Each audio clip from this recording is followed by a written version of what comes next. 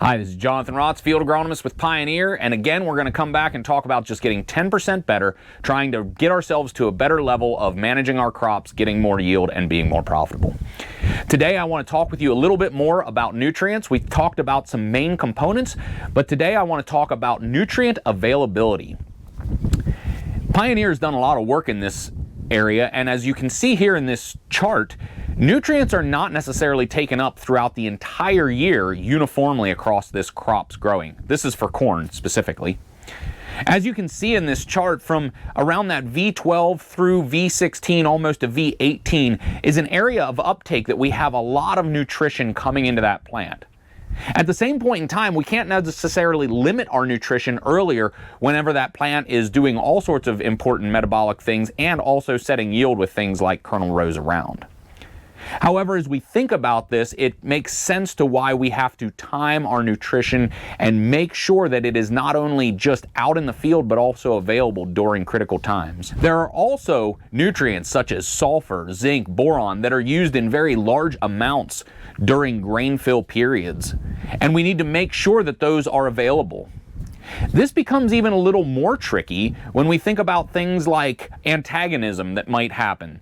Specifically for the area that I cover, I think a lot about our high phosphorus levels and how that can antagonize things like zinc.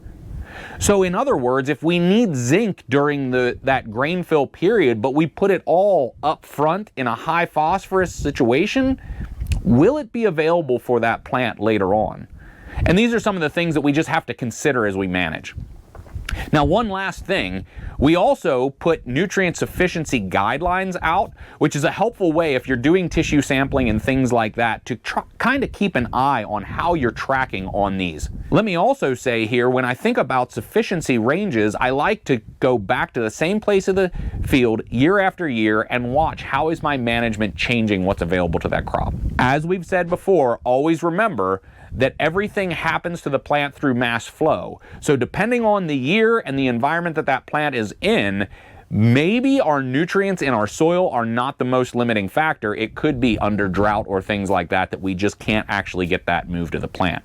But still, it's a great place to take a look at your overall management and see if there's any places that we need to tweak.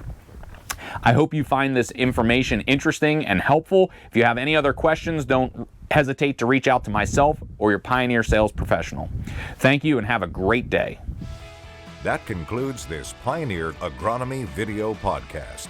Visit our page on pioneer.com and follow us on Twitter and Facebook for more agronomy insights.